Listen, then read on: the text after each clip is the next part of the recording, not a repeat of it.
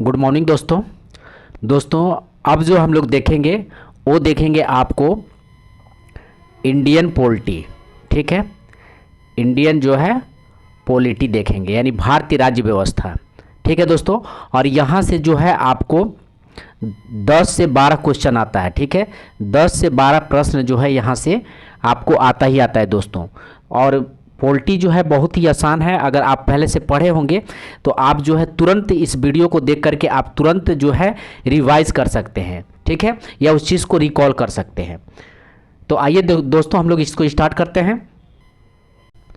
और एक बात दोस्तों, बहुत सारे ऐसे स्टूडेंट होंगे जो परीक्षा का टाइम मतलब 3 दिन 4 दिन 5 दिन हो रहा है, तो उनको जो है अंदर में घड़बड़ाहट हो रही होगी।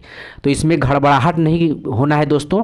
इसके लिए जो है आप मेडिटेशन कर सकते हैं, एकदम साइलेंट हो जाए, अंदर की चीज़ों को एकदम बंद कर दें और एकदम चुप रहें और पढ़ाई में आप इंजॉय लें। यानी जो भी आपने पढ़ा है उसको बस आप रिवाइज करिए, रिवीजन करिए। ठीक है, जो भी आपने अभी तक पढ़ा हुआ है उसको रिवीजन करिए, जितनी बार हो सके उसका रिवीजन करिए।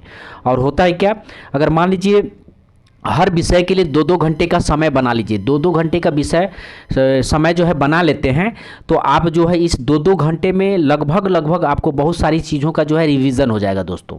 ठीक है, तो आइए दोस्तों हम लोग इन्हीं सब बातों से स्टार्ट करते हैं। तो देखते हैं भारतीय राज्य व्यवस्था में पहला प्रश्न दिया हुआ है। रेगुलेटिंग एक्ट अधिनियम को पारित किया गया था 1773 ईस्वी में। रेगुलेटिंग एक्ट अधिनियम को पारित किया गया था 1773 ईस्वी में। इस अधिनियम के अंतर्गत बंगाल का गवर्नर को बंगाल का गवर्नर जनरल नाम दिया गया था। ध्यान रखेंगे, इस अधिनियम के अंतर्गत बंगाल के गवर्नर को बंगाल का गवर्नर जनरल नाम दिया गया था। इसके अंतर्गत कलकत्ता में उच्चतम न्यायालय की स्थापना की गई थी। इसके अंतर्गत कलकत्ता में उच्चतम न्यायालय की स्थापना की गई थी 1773 के अंतर्गत। ध्यान रखेंगे।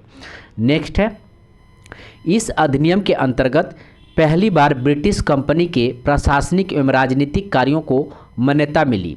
इस अधिनियम के अंतर्गत पहली बार ब्रिटिश कंपनी के प्रशासनिक एवं राजनीतिक कार्यों को मान्यता मिली थी।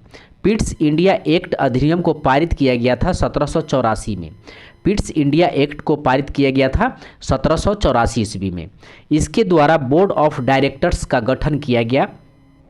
इसके द्वारा बोर्ड ऑफ डायरेक्टर्स का गठन किया गया। इसके द्वारा बोर्ड ऑफ कंट्रोलर का गठन किया गया। इसके द्वारा बोर्ड ऑफ कंट्रोलर का गठन किया गया। ब्रिटिश कंपनी के अधिकार पत्र को 20 वर्ष के लिए बढ़ा दिया गया। ब्रिटिश कंपनी के अधिकार पत्र को 20 वर्ष के लिए बढ़ा दिया गया। 1813 का चार्टर अधिनियम के अंतर्गत भारत का कंपनी के साथ व्यापारिक एकाधिकार को छीन लिया गया। 1813 चार्टर के अंतर्गत जो है भारत का कंपनी के साथ एकाधिकार को छीन लिया गया था 1813 चार्टर अधिनियम के अंतर्गत। परंतु चीन तथा पूर्वी देशों के साथ चाय के व्यापार का एकाधिकार प्राप्त रहा। भारत का कंपनी के साथ व्यापारिक एकाधिकार को छीना गया, परंतु चीन तथा पूर्वी देशों के साथ चाय के व्यापार का एकाधिकार प्राप्त रहा।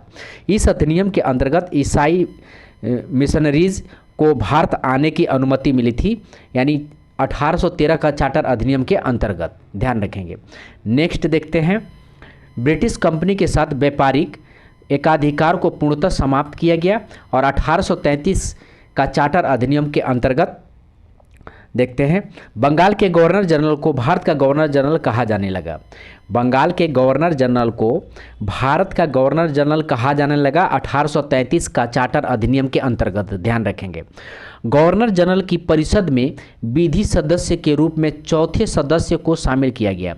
गवर्नर जनरल की परिषद में विधि सदस्य के रूप में चौथे सदस्य को शामिल किया गया। इस अधिनियम के अंतर्गत लॉर्ड मैकाले की अध्यक्षता में प्रथम विधि आयोग का गठन किया गया।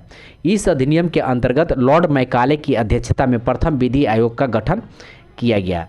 नेक्स्ट है, भारत से मुगल सम्राट के पद को समाप्त किया गया और 1858 का भारत शासन अधिनियम के अंतर्गत भारत से मुगल सम्राट का पद को समाप्त किया गया।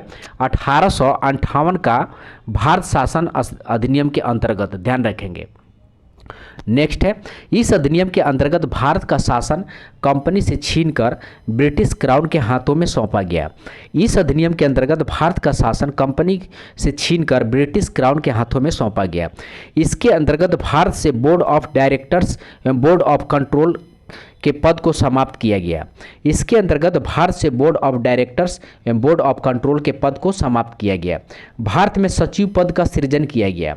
भारत में सचिव पद का सृजन किया गया। नेक्स्ट है, भारत के गवर्नर जनरल का नाम बदलकर वायसराय किया गया। भारत के गवर्नर जनरल का नाम बदलकर वायसराय किया गया। इस अधिनियम के अंतर्गत लॉर्ड कैनिंग भारत के पहले वायसराय तथा अंतिम गवर्नर जनरल हुए थे। इस अधिनियम के अंतर्गत लॉर्ड कैनिंग भारत के पहले वायसराय एवं अंतिम गवर्नर जनरल हुए। गवर्नर जनरल को पहली बार अध्यादेश जारी करने की शक्ति दी गई 1861 का भारत परिषद अधिनियम के अंतर्गत। गवर्नर जनरल को पहली बार अध्यादेश जारी करने की शक्ति दी गई 1861 का भारत परिषद अधिनियम के अंतर्गत। आइए नेक्स्ट देखते हैं। ईस्ट इंडिया कंपनी को औपचारिक रूप से भंग किया गया 1 जनवरी 1874 को। ईस्ट इंडिया कंपनी को औपचारिक रूप से भंग किया गया 1 जनवरी 1874 को। आइए नेक्स्ट देखते हैं। नेक्स्ट है, अप्रत्यक्ष निर्वाचन प्रणाली की शुरुआत की गई 1892 का भारत परिषद अधिनियम के अंतर्गत। अप्रत्यक्ष निर्वाचन प्रणाली का शुरुआत किया गया 1892 का भारत परिषद अधिनियम के अंतर्गत। इसके अंतर्गत बजट पर बहस करने तथा कार्यकारिणी से प्रश्न पूछने की शक्ति दी गई। इसके अंतर्गत बजट पर बहस करने तथा कार्यकारिणी से प्रश्न पूछने की शक्ति दी गई। मुस्लिम समुदाय के लिए पृथक प्रतिनिधित्व का उपबंध किया गया और 1909 का भारत परिषद अधिनियम के अंतर्गत मुस्लिम समुदाय के लिए पृथक प्रतिनिधित्व का उपबंध किया गया 1909 का भारत परिषद अधिनियम के अंतर्गत। इस अधिनियम को मार्ले मिंटो सुधार अधिनियम के नाम से भी जाना जाता है। यानी 1909 के भारत परिषद अधिनियम को मार्ले मिंटो सुधार अधिनियम के नाम से भी जाना जाता है, ध्यान रखेंगे। आइए नेक्स्ट देखते हैं। लॉर्ड मिंटो को सांप्रदायिक निर्वाचक का जनक कहा जाता है। लॉर्ड मिंटो को सांप्रदायिक निर्वाचन का जनक कहा जाता है, लॉर्ड मिंटो को। इस अधिनियम के अंतर्गत सत्येंद्र प्रसाद सिन्हा वायसराय की कार्यपालिका परिषद के पहले भारतीय सदस्य बने। इस अधिनियम के अंतर्गत सत्येंद्र प्रसाद सिन्हा वायसराय के कार्यपालिका परिषद के पहले भारतीय सदस्य बने। नेक्स्ट है, केंद्र में द्विसदनात्मक विधायिका की स्थापना की गई और 1919 का भारत शासन अधिनियम के अंतर्गत केंद्र में द्विसदनात्मक विधायिका का स्थापना की गई 1919 का भारत शासन अधिनियम के अंतर्गत। आइए नेक्स्ट देखते हैं। इस अधिनियम के अंतर्गत भारत में एक लोक सेवा आयोग का गठन का प्रावधान किया गया। इस अधिनियम के अंतर्गत भारत में एक लोक सेवा आयोग का गठन किया गया। इस अधिनियम के अंतर्गत सांप्रदायिक आधार पर सिखों, अंगल भारतीयों, ईसाइयों, यूरोपियों के लिए भी निर्वाचन सिद्धांत को स्वीकार किया गया। इस अधिनियम के अंतर्गत पहली बार केंद्रीय बजट को राज्य के बजट से अलग किया गया। इस अधिनियम के अंतर्गत पहली बार केंद्रीय बजट को राज्य के बजट से अलग किया गया। ध्यान रखेंगे किसके द्वारा, तो 1919 का भारत शासन अधिनियम के अंतर्गत, ध्यान रखेंगे। इस अधिनियम के अंतर्गत एक वैधानिक आयोग का गठन किया गया। इस अधिनियम को मॉन्टेग्यू चेम्सफोर्ड के सुधार के नाम से भी जाना जाता है। यानी भारत शासन अधिनियम 1919 को मॉन्टेग्यू चेम्सफोर्ड सुधार के नाम से भी जाना जाता है, ध्यान रखेंगे। केंद्र में द्वैध शासन की स्थापना की गई 1935 का भारत शासन अधिनियम के अंतर्गत। केंद्र में द्वैध शासन की स्थापना की गई 1935 का भारत शासन अधिनियम के अंतर्गत, ध्यान रखेंगे। नेक्स्ट है, इस अधिनियम के अंतर्गत प्रांतों में द्वैध शासन की व्यवस्था को समाप्त किया गया। यानी 1935 के अधिनियम के अंतर्गत प्रांतों में द्वैध शासन की व्यवस्था को समाप्त किया गया, ध्यान रखेंगे। इस अधिनियम के अंतर्गत बर्मा को भारत से अलग किया गया। इस अधिनियम के अंतर्गत बर्मा को भारत से अलग किया गया। इस अधिनियम के अंतर्गत भारतीय रिजर्व बैंक की स्थापना की गई। इस अधिनियम के अंतर्गत भारतीय रिजर्व बैंक की स्थापना की गई। यानी 1935 अधिनियम के अंतर्गत भारतीय रिजर्व बैंक की स्थापना की गई, ध्यान रखेंगे। 1935 के अधिनियम के बारे में कटाक्ष करते हुए जवाहरलाल नेहरू ने कहा कि गुलामी का अधिकार पत्र है तथा यह एक ऐसी कार है जिसमें ब्रेक तो है पर इंजन नहीं। ठीक है, 1935 के अधिनियम के बारे में कटाक्ष करते हुए जवाहरलाल नेहरू ने कहा कि यह गुलामी का अधिकार पत्र है तथा यह एक ऐसी कार है जिसमें ब्रेक तो है पर इंजन नहीं। ध्यान रखेंगे। नेक्स्ट है, भारतीय स्वतंत्रता अधिनियम को प्रस्तावित किया गया 4 जुलाई 1947 को। भारतीय स्वतंत्रता अधिनियम को प्रस्तावित किया गया 4 जुलाई 1947 को। नेक्स्ट है, भारतीय स्वतंत्रता अधिनियम 1947 के अंतर्गत धाराएं की संख्या थी 20। भारतीय स्वतंत्रता अधिनियम 1947 के अंतर्गत धाराएं की संख्या थी 20। आइए नेक्स्ट देखते हैं। नेक्स्ट दिया हुआ है आपको, भारतीय संविधान के निर्माण हेतु बनी समितियां एवं उनके अध्यक्ष।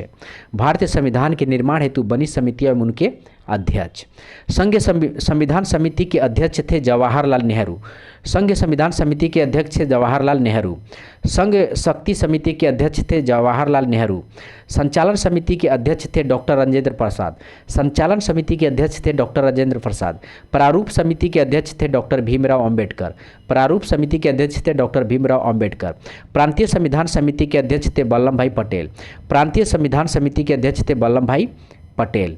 नेक्स्ट देखते हैं, भारतीय संविधान का निर्माण किया गया है कैबिनेट मिशन की सिफारिश पर। भारतीय संविधान का निर्माण किया गया है कैबिनेट मिशन की सिफारिश पर। संविधान सभा का निर्माण हेतु जुलाई 1946 में चुनाव करवाया गया। संविधान सभा के निर्माण हेतु जुलाई 1946 में चुनाव करवाया गया। संविधान सभा के सदस्यों की कुल संख्या 389 थी, जिसमें 292 ब्रिटिश प्रांतों का प्रतिनिधित्व, 4 कमिश्नर क्षेत्रों का प्रतिनिधित्व तथा 93 देसी रियासतों का प्रतिनिधि थे। संविधान सभा के सदस्यों की कुल संख्या 389 थी, जिसमें 292 ब्रिटिश प्रांतों का प्रतिनिधि, 4 कमिश्नरी क्षेत्रों का प्रतिनिधि तथा 93 देसी रियासतों का प्रतिनिधि थे। नेक्स्ट है, संविधान सभा की पहली बैठक 9 दिसंबर 1946 को हुआ। संविधान सभा की पहली बैठक 9 दिसंबर 1946 को हुआ। संविधान सभा का पहले अस्थायी अध्यक्ष डॉक्टर सच्चिदानंद सिन्हा थे। संविधान सभा के पहले अस्थायी अध्यक्ष डॉक्टर सच्चिदानंद सिन्हा थे। 11 दिसंबर 1946 को डॉक्टर राजेंद्र प्रसाद को संविधान सभा का अस्थायी अध्यक्ष चुना गया। यानी 9 के बाद जो है 2 दिन के बाद, यानी 11 दिसंबर 1946 को, ध्यान रखेंगे ये डेट, 9 दिसंबर 1946 को पहली बैठक होती है, उसके बाद 11 दिसंबर 1946, तो 9 के बाद 2 जोड़ देंगे, ठीक है। तो 11 दिसंबर 1946 को डॉक्टर राजेंद्र प्रसाद का संविधान सभा का अस्थायी अध्यक्ष चुना गया। संविधान सभा में महिला सदस्यों की संख्या 15 थी। संविधान सभा में महिला सदस्यों की संख्या 15 थी, जिसमें बेगम एजाज रसूल एकमात्र मुस्लिम महिला सदस्य थी। संविधान सभा में महिला सदस्यों की संख्या 15 थी, जिसमें बेगम एजाज रसूल एकमात्र मुस्लिम महिला सदस्य थी। आइए नेक्स्ट देखते हैं।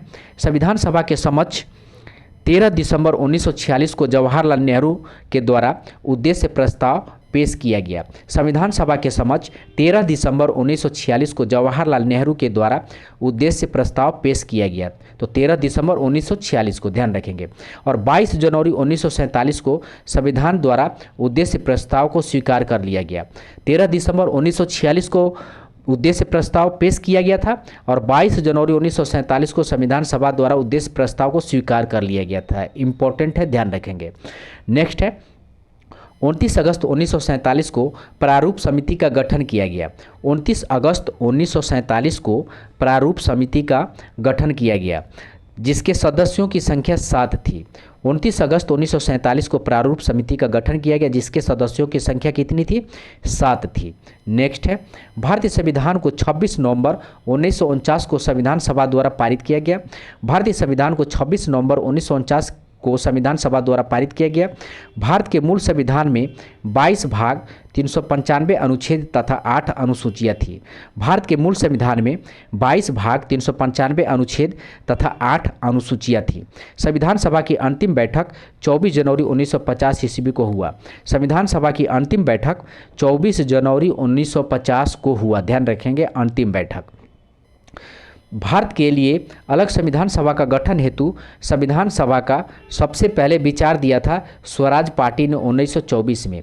भारत के लिए अलग संविधान सभा के गठन हेतु संविधान सभा का सबसे पहले विचार दिया था स्वराज पार्टी ने 1924 ईस्वी में। आइए नेक्स्ट देखते हैं।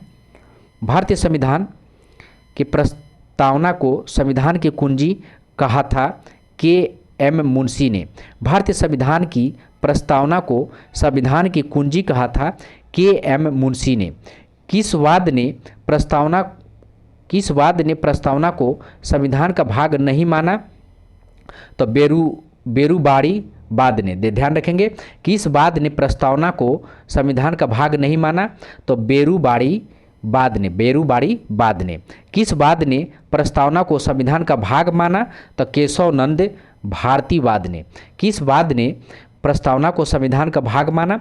तो केशवानंद भारतीवाद ने। आइए नेक्स्ट देखते हैं।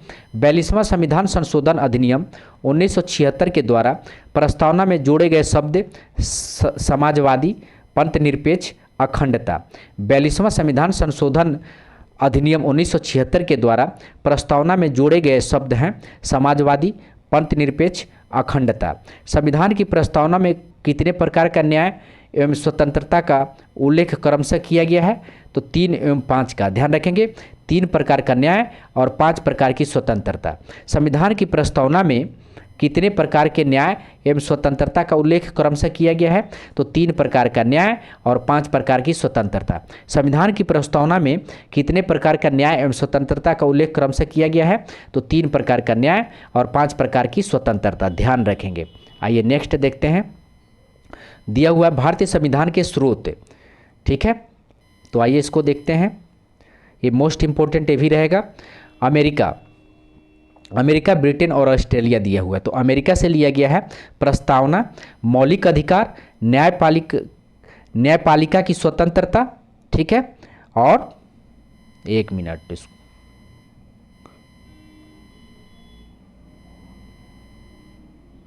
ठीक है, देख लेते हैं।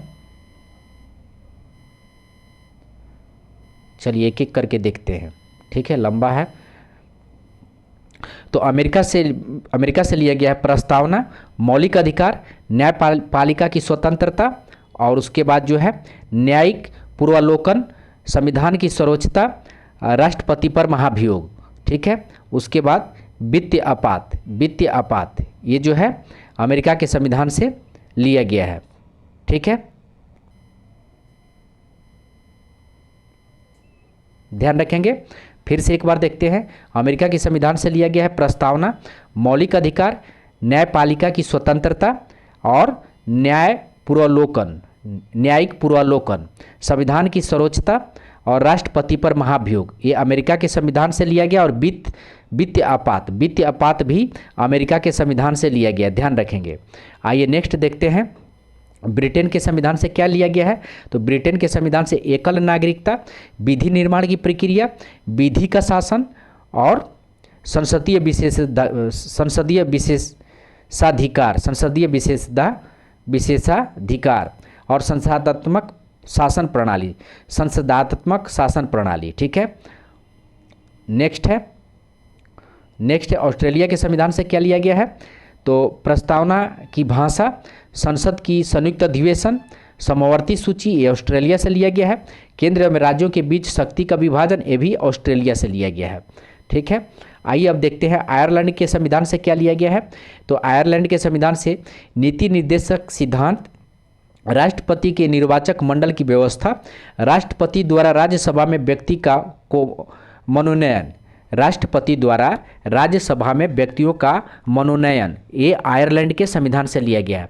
कनाडा के संविधान से संघात्मक विशेषता, अवशिष्ट शक्तियाँ, राज्यपाल की नियुक्ति की प्रक्रिया। कनाडा के संविधान से संघात्मक विशेषता, अवशिष्ट शक्तियाँ, राज्यपाल की नियुक्ति प्रक्रिया, ये कनाडा के संविधान से लिया गया। नेक्स्ट है दक्षिण अफ्रीका के संविधान से संविधान संशोधन की प्रक्रिया, राज्यसभा के सदस्यों का निर्वाचन। दक्षिण अफ्रीका के संविधान से संविधान संशोधन की प्रक्रिया और राज्यसभा के सदस्यों का निर्वाचन, ये दक्षिण अफ्रीका के संविधान से लिया गया है। नेक्स्ट है जर्मनी के संविधान से देखते हैं। जर्मनी के संविधान से तो आपातकाल की व्यवस्था जर्मनी के संविधान से लिया गया है। रूस से मौलिक कर्तव्य लिया गया है, रूस से मौलिक कर्तव्य। और जापान से विधि द्वारा स्थापित प्रक्रिया, जापान से विधि द्वारा स्थापित प्रक्रिया। आइए नेक्स्ट देखते हैं। राज्य पुनर्गठन आयोग के अध्यक्ष थे फजल अली, सदस्य हृदयनाथ कुंजारू एवं के.एम. पडिक्कर थे। ध्यान रखेंगे, राज्य पुनर्गठन आयोग के अध्यक्ष थे फजल अली और सदस्य थे हृदयनाथ कुंजरू एवं के.एम. पडिक्कर थे। तो ध्यान रखेंगे, फजल अली तो सब जानता है लेकिन सदस्यों के बारे में नहीं जानता है कोई, तो इसको ध्यान रखेंगे। हृदयनाथ कुंजरू एवं के.एम. पडिक्कर थे। ध्यान रखेंगे, राज्य पुनर्गठन आयोग के अध्यक्ष फजल अली और सदस्य हृदयनाथ कुंजरू एवं के.एम. पडिक्कर थे। आइए नेक्स्ट देखते हैं। राज्य पुनर्गठन अधिनियम को पारित किया गया था 1956 में। राज्य पुनर्गठन अधिनियम को पारित किया गया था 1956 में। भाषा के आधार पर गठित होने वाला भारत का पहला राज्य आंध्र प्रदेश था। भाषा के आधार पर गठित होने वाला भारत का पहला राज्य आंध्र प्रदेश है। भारत में क्षेत्रीय परिषदों की कुल संख्या 5 है। भारत में क्षेत्रीय परिषदों की कुल संख्या 5 है, लेकिन क्षेत्रीय परिषदों की कुल संख्या 5 है लेकिन अभी 6 हो गया दोस्तों। इसको थोड़ा ध्यान रखेंगे कैसे, तो ये जो है आपको नॉर्थ, ठीक है, नॉर्थ, उसके बाद जो है ये ईस्ट हो गया, ठीक है, ये वेस्ट हो गया, ये साउथ हो गया, और बीच में जो है एक है, तो ये 5 आएगो नॉर्थ और ईस्ट बना है यहाँ पे, ठीक है, यानी उत्तर पूर्वी राज्य बना है। तो अभी 6 है, ध्यान रखेंगे। भारत में क्षेत्रीय परिषदों की कुल संख्या अभी फिलहाल 5 दिया है लेकिन अब करंट में 6 हो गया है, ध्यान रखेंगे। आइए नेक्स्ट देखते हैं। भारतीय राज्य व्यवस्था के विभिन्न पदाधिकारियों को प्राप्त होने वाले वेतन एवं पेंशन का उल्लेख किया गया है द्वितीय अनुसूची में। भारतीय राज्य व्यवस्था के विभिन्न पदाधिकारियों को प्राप्त होने वाले वेतन तथा पेंशन का उल्लेख किया गया है द्वितीय अनुसूची में। विभिन्न पदाधिकारियों द्वारा ली जाने वाली शपथ का उल्लेख किया गया है तृतीय अनुसूची में। विभिन्न पदाधिकारियों द्वारा ली जाने वाली शपथ का उल्लेख किया गया है तृतीय अनुसूची में, ठीक है।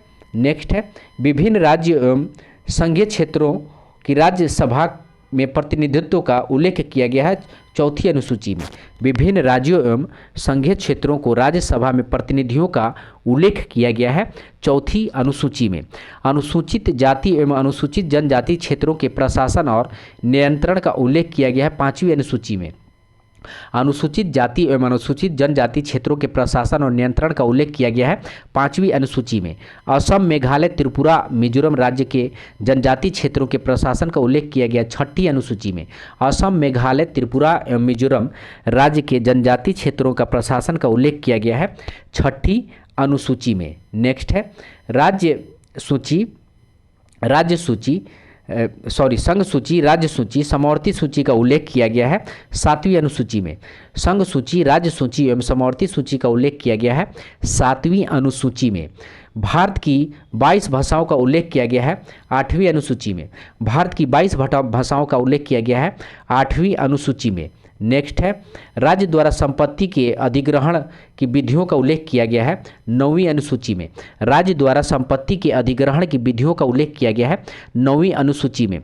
दल बदल से संबंधित प्रावधानों का उल्लेख किया गया है 10वीं अनुसूची में। दल बदल से संबंधित प्रावधानों का उल्लेख किया गया है 10वीं अनुसूची में। पंचायती राज संस्थानों के कार्य करने हेतु 20 विषय प्रदान किए गए हैं 11वीं अनुसूची में। अनुच्छेद 243 जी, पंचायती राज संस्थानों के कार्य करने हेतु 29 विषय प्रदान किए गए हैं 11वीं अनुसूची में। अनुच्छेद 243 जी, ध्यान रखेंगे 243 जी। नेक्स्ट है, शहरी क्षेत्रों के स्थानीय स्वशासन संस्थाओं को कार्य करने हेतु 18 विषय प्रदान किए गए हैं 12वीं अनुसूची में। अनुच्छेद 243 डब्लू, शहरी क्षेत्रों को स्थानीय स्वशासन संस्थाओं को कार्य करने हेतु 18 विषय प्रदान किए गए हैं 12वीं अनुसूची में। अनुच्छेद 243 डब्लू, ठीक है, इसको नगर पालिका बोला जाता है, ध्यान रखेंगे। नेक्स्ट है, भारत के विभिन्न पदाधिकारियों को शपथ एवं त्याग पत्र, ठीक है, शपथ एवं त्याग पत्र के बारे में दिया है, देखते हैं। राष्ट्रपति को शपथ दिलाता है मुख्य न्यायाधीश, ठीक है। और त्याग पत्र देते हैं उपराष्ट्रपति को। उपराष्ट्रपति को शपथ दिलाते हैं राष्ट्रपति और त्याग पत्र देते हैं राष्ट्रपति को। प्रधानमंत्री को शपथ दिलाते हैं राष्ट्रपति और त्याग पत्र देते हैं राष्ट्रपति को। मुख्य न्यायाधीश को शपथ दिलाते हैं राष्ट्रपति और त्याग पत्र देते हैं राष्ट्रपति को। राज्यपाल को शपथ दिलाते हैं राज्य के मुख्य न्यायाधीश और त्याग पत्र देते हैं राष्ट्रपति को। मुख्यमंत्री को शपथ दिलाते हैं राज्यपाल और त्याग पत्र देते हैं, ठीक है, राज्यपाल को। ठीक है, एक बार और देखें उपराज्यपाल को। ठीक है, एक बार और देखें, राष्ट्रपति को शपथ दिलाते हैं मुख्य न्यायाधीश को और त्याग पत्र देते हैं उपराष्ट्रपति को। उपराष्ट्रपति शपथ दिलाते हैं राष्ट्रपति को और त्याग पत्र देते हैं राष्ट्रपति को। प्रधानमंत्री को शपथ दिलाते हैं राष्ट्रपति और त्याग पत्र देते हैं राष्ट्रपति को। मुख्य न्यायाधीश को शपथ दिलाते हैं राष्ट्रपति और त्याग पत्र देते हैं राष्ट्रपति को। राज्यपाल को शपथ दिलाते हैं राज्य के मुख्य न्यायाधीश और त्याग पत्र देते हैं राष्ट्रपति को। मुख्यमंत्री को शपथ दिलाते हैं राज्यपाल, ठीक है, मुख्यमंत्री को शपथ दिलाते हैं राज्यपाल और त्याग पत्र देते हैं राज्यपाल को। ध्यान रखेंगे, त्याग पत्र राज्यपाल को, उपराज्यपाल नहीं, राज्यपाल, ध्यान रखेंगे। आइए नेक्स्ट देखते हैं। अब है आपको दिया हुआ है विभिन्न अधिकारियों का मासिक वेतन।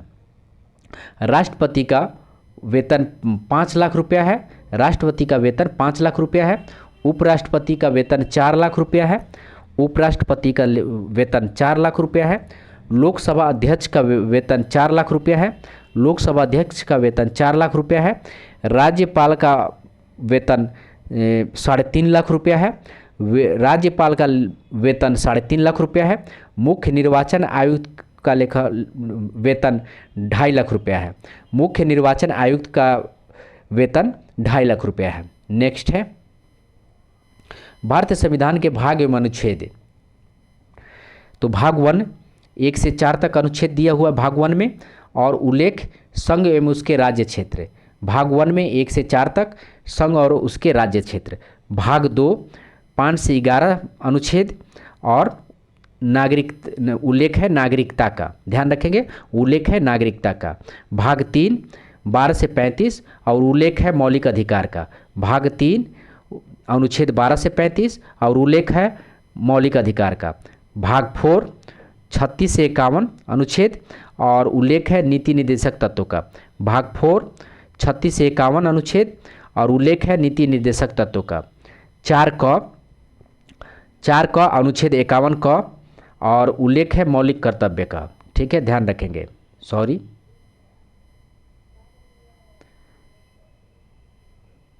उल्लेख है मौलिक कर्तव्य का। नेक्स्ट है भाग 5 52 से 151 अनुच्छेद और उल्लेख है संघ का। भाग 5 और 52 से 151 अनुच्छेद और उल्लेख है संघ का। भाग 6 152 से 237 और उल्लेख है राज्य का। भाग 6 152 से 237 और उल्लेख है राज्य का। भाग 7 अनुच्छेद 238 और पहली अनुसूची के भाग ख में उल्लेखित राज्य है, ध्यान रखेंगे। और ये जो है निरस्त हो गया है, भाग 7 जो है निरस्त हो गया है। भाग 7 238 पहली अनुसूची के भाग ख में उल्लेखित राज्य। भाग 8 239 से 242 और इसमें दिया गया है संघ राज्य क्षेत्र। भाग 8 239 से 242 और संघ राज्य क्षेत्र। भाग 9 243 क से अड़ तक और पंचायत के विषय में दिया है। भाग 9 243 क से अड़ तक और पंचायत के बारे में दिया है। ठीक है, नेक्स्ट है भाग 9 क 243 त से 243 य 6 तक और नगर पालिका के बारे में दिया है। भाग 9 243 त से 243 य 6 तक और उल्लेख नगर पालिका के बारे में दिया है। भाग 9 ख 243 य ज से य न तक और सहकारिता समिति तक है। भाग 9 ख 243 य ज से य न तक और सहकारिता समिति के बारे में दिया है। भाग 10 244 से 244 अनुच्छेद और अनुसूचित जाति और जनजाति के क्षेत्र में दिया है। भाग 10 244 से 244 अनुच्छेद और अनुसूचित जाति और जनजाति क्षेत्र के बारे में दिया है। भाग 11 245 से 263 और संघ और राज्य के मध्य संबंध दिया है। भाग 11 245 से 263 संघ और राज्य के मध्य संबंध से दिया है। भाग 12 264 से 300 का और वित्त संपत्ति संविदा एवं वाद के बारे में दिया है। भाग 12 अनुच्छेद 264 से 300 का वित्त संपत्ति संविदा एवं वाद के बारे में दिया है। भाग 13 301 से 307 भारतीय राज्य क्षेत्र के भीतर व्यापार वाणिज्य एवं समागम। भाग 13 301 से 307 भारतीय राज्य क्षेत्र के भीतर व्यापार वाणिज्य एवं समागम। भाग 14 अनुच्छेद 308 से 323 और संघ एवं राज्य के अधीन सेवाओं के बारे में दिया है। भाग 14 का 323 के क से ख तक अधिकरण के बारे में दिया है। भाग 14 का 323 के क से ख तक अधिकरण के बारे में दिया है। भाग 15 324 से 329 निर्वाचन आयोग के बारे में दिया है। भाग 15 324 से 329 निर्वाचन आयोग के बारे में दिया है। ध्यान रखेंगे, निर्वाचन आयोग इम्पोर्टेंट है। 324 से 329। भाग 16 330 से 342 कुछ वर्गों के लिए विशेष उपबंध दिया है। भाग 16 330 से 342 कुछ वर्गों के लिए विशेष उपबंध के बारे में दिया है। भाग 17 343 से 351 राज्य भाषा के लिए दिया है। भाग 17 343 से 351 तक और राज्य भाषा के लिए दिया है। भाग 17 में ध्यान रखेंगे राजभाषा। भाग 18 352 से 360 और आपात अपबंध के बारे में दिया है। भाग 18 352 से 360 और आपात अपबंध के बारे में दिया है। भाग 19 361 से 367 तक और प्रकीर्ण के बारे में दिया है। भाग 20 368 से 368 संविधान संशोधन के बारे में दिया है। भाग 20 अनुच्छेद 368 संविधान संशोधन के बारे में दिया है। भाग 21 369 से 392 अस्थायी विशेष उपबंध के बारे में दिया है। भाग 21 369 से 392 अस्थायी विशेष उपबंध के बारे में दिया है। भाग 22 393 से 395 संक्षिप्त नाम हिंदी में पदीकृत पाठ के लिए दिया गया है। नेक्स्ट आइए देखते हैं, भारत में कितने प्रकार से नागरिकता प्राप्त की जा सकती है? तो 5 प्रकार से प्राप्त की जाती है। भारत में कितने प्रकार से नागरिकता प्राप्त की जा सकती है? तो 5 प्रकार से प्राप्त की जा सकती है। भारतीय नागरिकता का अंत कितने प्रकार से हो सकता है? तो 3 प्रकार से हो सकता है। भारतीय नागरिकता का अंत कितने प्रकार से हो सकता है? तो 3 प्रकार से हो सकता है। भारतीय नागरिकता अधिनियम को पारित किया गया 1955 में। भारतीय नागरिकता अधिनियम को पारित किया गया 1955 में। भारत का अधिकार पत्र या मैग्ना कार्टा कहा जाता है भाग 3 को। भारत का अधिकार पत्र या मैग्ना कार्टा कहा जाता है भाग 3 को। मौलिक अधिकार को सुरक्षा के लिए व्यक्ति सर्वोच्च न्यायालय एवं उच्च न्यायालय में क्रमशः जा सकता है, अनुच्छेद 32 और अनुच्छेद 226 के अंतर्गत। मौलिक अधिकारों के सुरक्षा के लिए व्यक्ति सर्वोच्च न्यायालय एवं उच्च न्यायालय में क्रमशः जा सकता है, अनुच्छेद 32 एवं अनुच्छेद 226 के अंतर्गत। ध्यान रखेंगे, अनुच्छेद 32 एवं अनुच्छेद 226। ठीक है। नेक्स्ट है, संपत्ति के अधिकार को मौलिक अधिकार से हटाया गया है 44वें संविधान संशोधन अधिनियम 1978 के तहत। संपत्ति के अधिकार को मौलिक अधिकार से हटा दिया गया है 44वें संविधान संशोधन अधिनियम 1978 के तहत। आइए नेक्स्ट देखते हैं, दिया हुआ है यहाँ पे, विधि के समक्ष समता का अधिकार, विधि के समक्ष समता का अधिकार की बात की गई अनुच्छेद 14 में। विधि के समक्ष समता का अधिकार की बात की गई अनुच्छेद 14 में। जाति, धर्म, नस्ल, लिंग, जन्म स्थान के आधार पर भेदभाव को निषेध का वर्णन किया गया अनुच्छेद 15 में। जाति, धर्म, नस्ल, लिंग, जन्म स्थान के आधार पर भेदभाव का निषेध का वर्णन किया गया अनुच्छेद 15 में। लोक नियोजन के विषय में अवसर की समता की बात की गई अनुच्छेद 16 में। लोक नियोजन के विषय में अवसर की समता की बात की गई अनुच्छेद 16 में। आइए नेक्स्ट देखते हैं, अस्पृश्यता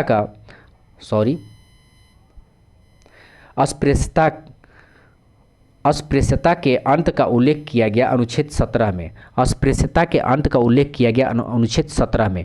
उपाधियों का अंत का उल्लेख किया गया अनुच्छेद 18 में।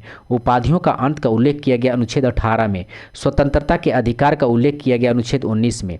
स्वतंत्रता के अधिकार का उल्लेख किया गया अनुच्छेद 19 में। अपराधों के दोष सिद्ध के संबंध में संरक्षण का उल्लेख किया गया अनुच्छेद 20 में। अपराधों के दोष सिद्ध के संबंध में संरक्षण का उल्लेख किया गया अनुच्छेद 20 में।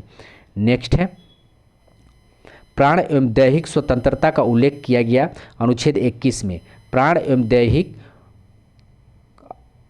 एवं दैहिक स्वतंत्रता का उल्लेख किया गया अनुच्छेद 21 में। 6 से 14 वर्ष की आयु के बच्चों को निःशुल्क तथा अनिवार्य शिक्षा के उल्लेख किया गया अनुच्छेद 21 क में। 6 से 14 वर्ष की आयु के बच्चों को निःशुल्क तथा अनिवार्य शिक्षा का उल्लेख किया गया अनुच्छेद 21 क में। कुछ दशाओं में गिरफ्तार और निरोध में संरक्षण का उल्लेख किया गया अनुच्छेद 22 में।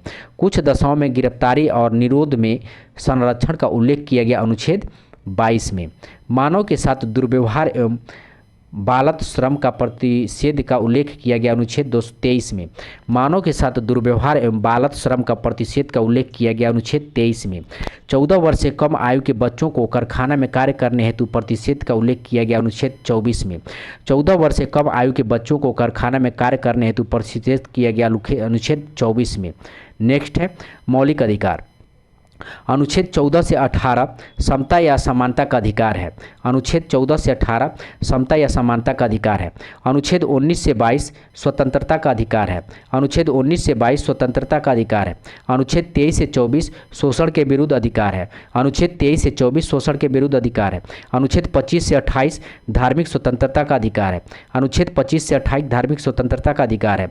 अनुच्छेद 29 से 30 संस्कृति और शिक्षा संबंधी अधिकार है।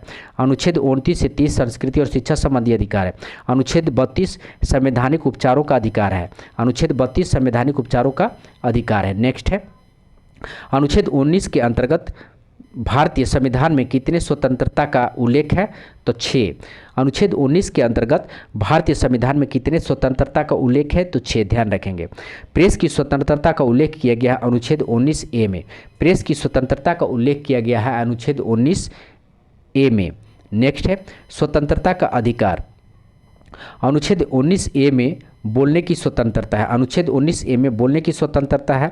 अनुच्छेद 19 बी में शांतिपूर्ण सभा करने की स्वतंत्रता है। अनुच्छेद 19 बी में शांतिपूर्ण सभा करने की स्वतंत्रता है। अनुच्छेद 19 सी में संघ बनाने की स्वतंत्रता है। अनुच्छेद 19 सी में संघ बनाने की स्वतंत्रता है। अनुच्छेद 19 डी में आवागमन की स्वतंत्रता है। अनुच्छेद 19 डी में आवागमन की स्वतंत्रता है। अनुच्छेद 19 ई में निवास करने एवं बसने की स्वतंत्रता है। अनुच्छेद 19 ई में निवास करने एवं बसने की स्वतंत्रता है। अनुच्छेद 19 जी में व्यापार करने एवं जीविका चलाने की स्वतंत्रता है। अनुच्छेद 19 जी में व्यापार करने एवं जीविका चलाने की स्वतंत्रता है। नेक्स्ट है अल्पसंख्या वर्गों के हितों के संरक्षण के उल्लेख किया गया है अनुच्छेद 29 में। अल्पसंख्यक वर्गों के हितों का संरक्षण का उल्लेख किया गया है अनुच्छेद 29 में। अल्पसंख्या वर्गों के शिक्षा संस्थानों की स्थापना का उल्लेख किया गया है अनुच्छेद 30 में। अल्पसंख्या वर्गों के शिक्षा संस्थानों की स्थापना का उल्लेख किया गया अनुच्छेद 30 में। भीमराव अंबेडकर ने किस अनुच्छेद को संविधान की आत्मा कहा? तो अनुच्छेद 32 को। भीमराव अंबेडकर ने किस अनुच्छेद को संविधान की आत्मा कहा? तो अनुच्छेद 32 को। अनुच्छेद 32 के अंतर्गत कितने प्रकार की रीट जारी किया जाता है? तो 5 प्रकार की रीट जारी किया जाता है। अनुच्छेद 32 के अंतर्गत कितने प्रकार के रीट जारी किया जाते हैं? तो 5 प्रकार के रीट जारी किए जाते हैं। नेक्स्ट है नेक्स्ट देखते हैं। नेक्स्ट है राज्यों की परिभाषा का उल्लेख किया गया है अनुच्छेद 36 में। राज्यों की परिभाषा का उल्लेख किया गया है अनुच्छेद 36 में। किस अनुच्छेद में यह उल्लेखित है कि राज्य के नीति निर्देशक तत्वों का न्यायालय द्वारा लागू नहीं किया जा सकता? तो अनुच्छेद 37। किस अनुच्छेद में यह उल्लेखित है कि राज्य के नीति निर्देशक तत्वों को न्यायालय द्वारा लागू नहीं किया जा सकता? तो अनुच्छेद 37 में। राज्य लोक कल्याण का उल्लेख किया गया है अनुच्छेद 38 में। राज्य लोक कल्याण का उल्लेख किया गया है अनुच्छेद 38 में।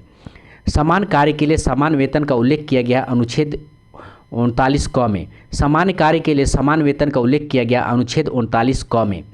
आइए नेक्स्ट देखते हैं। ग्राम पंचायतों के संगठन का उल्लेख किया गया है अनुच्छेद 40 में। ग्राम पंचायतों का संगठन का उल्लेख किया गया है अनुच्छेद 40 में। कुछ दशाओं में काम शिक्षा पाने का अधिकार का उल्लेख किया गया है अनुच्छेद 41 में। कुछ दशाओं में काम शिक्षा पाने का अधिकार का उल्लेख किया गया है अनुच्छेद 41 में। प्रसूति सहायता एवं काम की न्याय संगत और मनोविच दशाओं का उल्लेख किया गया है अनुच्छेद 42 में। प्रसूति सहायता एवं काम की न्याय संगत एवं मनोविच दशाओं का उल्लेख किया गया अनुच्छेद 42 में। कुटीर उद्योग को प्रोत्साहन एवं कर्मकारों के लिए निर्वाचन मजदूरों का उल्लेख किया गया अनुच्छेद 43 में। कुटीर उद्योग को प्रोत्साहन एवं कर्मकारों के लिए निर्वाचन मजदूरों का उल्लेख किया गया अनुच्छेद 43 में। नेक्स्ट है नागरिकों के लिए समान सिविल संहिता का उल्लेख किया गया अनुच्छेद 34 में। नागरिकों के लिए समान सिविल संहिता का उल्लेख किया गया है अनुच्छेद 34 में। 0 से 6 वर्ष की आयु के बच्चों के लिए निःशुल्क शिक्षा का उल्लेख किया गया है अनुच्छेद 45 में। 0 से 6 वर्ष के आयु के बच्चों के लिए निःशुल्क शिक्षा का उल्लेख किया गया है अनुच्छेद 45 में। SC ST एवं दुर्बल वर्गों की शिक्षा अन्य हितों की वृद्धि का उल्लेख किया गया अनुच्छेद 46 में। SC ST एवं दुर्बल वर्गों की शिक्षा और अन्य हितों की वृद्धि का उल्लेख किया गया है अनुच्छेद 46 में। मद्यपान निषेध या पोषाहार स्तर एवं लोक स्वास्थ्य का उल्लेख किया गया है अनुच्छेद 47 में। मद्यपान निषेध पोषाहार स्तर एवं लोक स्वास्थ्य का उल्लेख किया गया है अनुच्छेद 47 में, ध्यान रखेंगे। नेक्स्ट है कृषि एवं पशुपालन संगठनों का उल्लेख किया गया है अनुच्छेद 48 में। कृषि एवं पशुपालन संगठनों का उल्लेख किया गया अनुच्छेद 48 में। पर्यावरण संरक्षण एवं वन्य जीवों की रक्षा का उल्लेख किया गया अनुच्छेद 48 क में। पर्यावरण संरक्षण एवं वन्य जीवों की रक्षा का उल्लेख किया गया अनुच्छेद 48 क में। राष्ट्रीय स्मारकों एवं स्थानों के संरक्षण का उल्लेख किया गया अनुच्छेद 49 में। राष्ट्रीय स्मारकों एवं स्थानों के संरक्षण का उल्लेख किया गया अनुच्छेद 49 में। नेक्स्ट है कार्यपालिका एवं न्यायपालिका का पृथक्करण का उल्लेख किया गया अनुच्छेद 50 में। कार्यपालिका एवं न्यायपालिका का पृथक्करण का उल्लेख किया गया अनुच्छेद 50 में। अंतर्राष्ट्रीय शांति सुरक्षा का उल्लेख किया गया अनुच्छेद 51 में।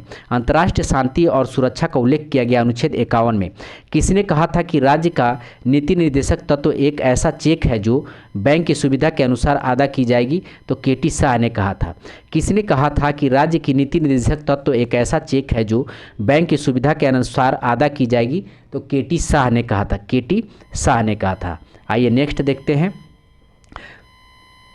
किस समिति की सिफारिश पर मौलिक कर्तव्य को संविधान में जोड़ा गया? तो सरदार स्वर्ण सिंह समिति 1976 के द्वारा। किस समिति की सिफारिश पर मौलिक कर्तव्य को संविधान में जोड़ा गया? तो सरदार स्वर्ण सिंह समिति 1976। वर्तमान में हमारे संविधान में मौलिक कर्तव्यों की संख्या 11 है। वर्तमान में हमारे संविधान में मौलिक कर्तव्यों की संख्या 11 है। भारतीय संघ की कार्यपालिका की शक्ति निहित होती है राष्ट्रपति में। भारतीय संघ की कार्यपालिका की शक्ति निहित होती है राष्ट्रपति में। राष्ट्रपति के निर्वाचन संबंधी नियमों का उल्लेख किया गया अनुच्छेद 54 में। राष्ट्रपति के निर्वाचन संबंधी नियमों का उल्लेख किया गया अनुच्छेद 54 में। नेक्स्ट है राष्ट्रपति के निर्वाचक मंडल में शामिल होते हैं संसद के दोनों सदन एवं राज्य विधानसभाओं के निर्वाचित सदस्य। राष्ट्रपति के निर्वाचक मंडल में शामिल होते हैं संसद के दोनों सदन एवं राज्य विधानसभाओं के निर्वाचित सदस्य। 70वें संविधान संशोधन द्वारा किन 2 केंद्र शासित प्रदेश के विधानसभा के निर्वाचित सदस्यों को राष्ट्रपति के निर्वाचक मंडल में शामिल किया गया है? तो दिल्ली एवं पुदुचेरी। 70वें संविधान संशोधन द्वारा किन 2 केंद्र शासित प्रदेश के विधानसभा के निर्वाचित सदस्यों को राष्ट्रपति के निर्वाचक मंडल में शामिल किया गया है? तो दिल्ली एवं पुदुचेरी को, ध्यान रखेंगे। 70वें संविधान संशोधन। राष्ट्रपति का निर्वाचन होता है एकल संक्रमणीय मत प्रणाली द्वारा। राष्ट्रपति का निर्वाचन होता है एकल संक्रमणीय मत प्रणाली द्वारा। राष्ट्रपति के कार्यकाल या पद अवधि का उल्लेख किया गया है अनुच्छेद 56 में। राष्ट्रपति का कार्यकाल या पद अवधि का उल्लेख किया गया है अनुच्छेद 56 में। राष्ट्रपति उम्मीदवार को जमानत राशि के रूप में जमा करना होता है 15,000 रुपया। राष्ट्रपति उम्मीदवार को जमानत राशि के रूप में जमा करना होता है 15,000 रुपया। राष्ट्रपति के पद के लिए पुनः निर्वाचन पात्रता का उल्लेख किया गया अनुच्छेद 57 में। राष्ट्रपति के पद के लिए पुनः निर्वाचन पात्रता का उल्लेख किया गया है अनुच्छेद 57 में। राष्ट्रपति निर्वाचन होने हेतु अहर्ताएँ का उल्लेख किया गया है अनुच्छेद 58 में। राष्ट्रपति निर्वाचित होने हेतु अहर्ताओं का उल्लेख किया गया है अनुच्छेद 58 में। राष्ट्रपति द्वारा लिए जाने वाला शपथ या प्रतिज्ञान का उल्लेख किया गया अनुच्छेद 60 में। राष्ट्रपति द्वारा लिए जाने वाला शपथ या प्रतिज्ञान का उल्लेख किया गया अनुच्छेद 60 में। राष्ट्रपति पर महाभियोग की प्रक्रिया का उल्लेख किया गया है अनुच्छेद 61 में। राष्ट्रपति पर महाभियोग की प्रक्रिया का उल्लेख किया गया है अनुच्छेद 61 में। आइए नेक्स्ट देखते हैं। राष्ट्रपति द्वारा संसद के दोनों सदनों की संयुक्त अधिवेशन बुलाने का उल्लेख किया गया है अनुच्छेद 108 में। राष्ट्रपति द्वारा संसद के दोनों सदनों की संयुक्त अधिवेशन बुलाने का उल्लेख किया गया है अनुच्छेद 108 में। राष्ट्रपति द्वारा संसद के दोनों सदनों द्वारा पारित विधेयक पर सहमति अथवा रोक अथवा पुनर्विचार हेतु सदन को लौटाने का उल्लेख किया गया अनुच्छेद 111 में। राष्ट्रपति द्वारा संसद के दोनों सदनों द्वारा पारित विधेयक पर सहमति अथवा रोक अथवा पुनर्विचार हेतु सदन को लौटाने का उल्लेख किया गया अनुच्छेद 111 में। राष्ट्रपति को अध्यादेश जारी करने की शक्ति प्रदान की गई है अनुच्छेद 123 में। राष्ट्रपति को अध्यादेश जारी करने की शक्ति प्रदान की गई है अनुच्छेद 123 में। नेक्स्ट है, किसी भौगोलिक क्षेत्र को अनुसूचित क्षेत्र घोषित करने का संवैधानिक अधिकार किसके पास है? तो राष्ट्रपति को। किसी भौगोलिक क्षेत्र को अनुसूचित क्षेत्र घोषित करने का संवैधानिक अधिकार किसके पास है? तो राष्ट्रपति के पास है। आइए नेक्स्ट देखते हैं। भारत के प्रथम राष्ट्रपति कौन है? तो भारत के प्रथम राष्ट्रपति हैं डॉक्टर राजेंद्र प्रसाद। भारत के प्रथम राष्ट्रपति डॉक्टर राजेंद्र प्रसाद। भारत के पहले मुस्लिम राष्ट्रपति कौन है? तो डॉक्टर जाकिर हुसैन। भारत के पहले मुस्लिम राष्ट्रपति कौन है? तो डॉक्टर जाकिर हुसैन। भारत की पहली महिला राष्ट्रपति कौन है? तो प्रतिभा देव सिंह पाटिल। भारत की पहली महिला राष्ट्रपति देवी कौन है? प्रतिभा देव सिंह पाटिल। भारत की पहली महिला आदिवासी राष्ट्रपति कौन है? तो द्रौपदी मुर्मू। भारत की पहली महिला आदिवासी राष्ट्रपति द्रौपदी मुर्मू। किस अनुच्छेद में भारत का एक उपराष्ट्रपति होगा का उल्लेख किया गया है? तो अनुच्छेद 63 में। ध्यान रखेंगे, किस अनुच्छेद में भारत का एक राष्ट्रपति होगा का उल्लेख किया गया है? तो अनुच्छेद 63 में। अनुच्छेद 63 जो है वो उपराष्ट्रपति के लिए, ध्यान रखिएगा। आइए नेक्स्ट देखते हैं। उपराष्ट्रपति राज्यसभा का पदेन सभापति होगा का उल्लेख किया गया है अनुच्छेद 64 में। उपराष्ट्रपति राज्यसभा का पदेन सभापति होगा, उल्लेख किया गया अनुच्छेद 64 में। भारत के उपराष्ट्रपति के चुनाव में शामिल होता है संसद के दोनों सदनों के निर्वाचित एवं मनोनीत सदस्य। भारत के उपराष्ट्रपति के चुनाव में शामिल होते हैं संसद के दोनों सदनों के निर्वाचित एवं मनोनीत सदस्य। राष्ट्रपति की सहायता और सलाह प्रदान करने हेतु मंत्रिपरिषद का उल्लेख किया गया है अनुच्छेद 74 में। राष्ट्रपति को सहायता और सलाह प्रदान करने हेतु मंत्रिपरिषद का उल्लेख किया गया है अनुच्छेद 74 में। प्रधानमंत्री की नियुक्ति की जाती है राष्ट्रपति द्वारा अनुच्छेद 75 में। प्रधानमंत्री की नियुक्ति की जाती है राष्ट्रपति द्वारा अनुच्छेद 75 में। मंत्रिपरिषद में प्रधानमंत्री सहित मंत्रियों की कुल संख्या लोकसभा के सदस्यों का कितना प्रतिशत होना चाहिए? तो 15%। मंत्रिपरिषद में प्रधानमंत्री सहित मंत्रियों की कुल संख्या लोकसभा के सदस्यों का कितना प्रतिशत होना चाहिए? तो 15%। मंत्रिपरिषद सामूहिक रूप से उत्तरदायी होता है लोकसभा के प्रति। मंत्रिपरिषद सामूहिक रूप से उत्तरदायी होता है लोकसभा के प्रति।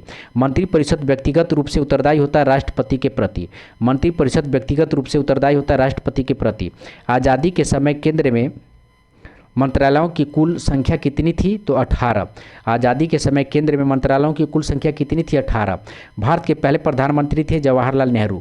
भारत के पहले प्रधानमंत्री थे जवाहरलाल नेहरू। भारत की पहली महिला प्रधानमंत्री इंदिरा गांधी। भारत की पहली महिला प्रधानमंत्री इंदिरा गांधी। वैसे प्रधानमंत्री जो लोकसभा में उपस्थित नहीं हुए, चौधरी चरण सिंह। वैसे प्रधानमंत्री जो लोकसभा में उपस्थित नहीं हुए, चौधरी चरण सिंह। सबसे कम समय तक प्रधानमंत्री पद पर रहने वाला व्यक्ति थे अटल बिहारी वाजपेयी, 13 दिन रहे थे। सबसे कम समय तक प्रधानमंत्री पद पर रहने वाले व्यक्ति अटल बिहारी वाजपेयी 13 दिन रहे थे। नेक्स्ट है, भारत की संसद का निर्माण होता है राष्ट्रपति, राज्यसभा एवं लोकसभा से मिलकर। भारत की संसद का निर्माण होता है राष्ट्रपति, राज्यसभा एवं लोकसभा से मिलकर। भारतीय संसद का उल्लेख किया गया अनुच्छेद 79 में। भारतीय संसद का उल्लेख किया गया अनुच्छेद 79 में, यानी 79 में। ठीक है। राज्यसभा का संरचना का उल्लेख किया गया अनुच्छेद 80 में। राज्यसभा की संरचना का उल्लेख किया गया अनुच्छेद 80 में। लोकसभा की संरचना का उल्लेख किया गया अनुच्छेद 81 में। लोकसभा की संरचना का उल्लेख किया गया अनुच्छेद 81 में। राज्यसभा को कहा जाता है उच्च सदन। राज्यसभा को कहा जाता है उच्च सदन।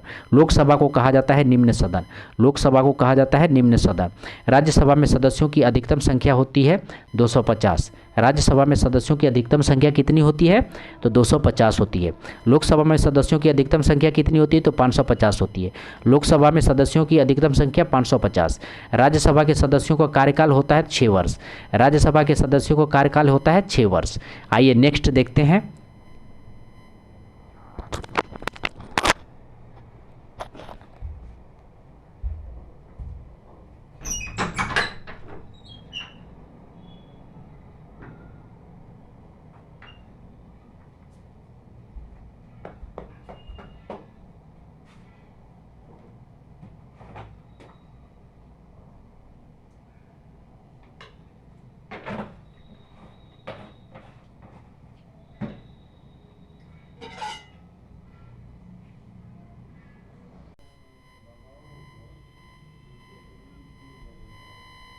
नेक्स्ट है, लोकसभा में अनुसूचित जातियों के लिए कितनी सीटें आरक्षित है? तो 84। लोकसभा में अनुसूचित जातियों के लिए कितनी सीटें आरक्षित है? तो 84, ध्यान रखेंगे 84। लोकसभा में अनुसूचित जनजातियों के लिए कितनी सीटें आरक्षित है? तो 47। लोकसभा में अनुसूचित जनजातियों के लिए कितनी सीटें आरक्षित है? तो 47।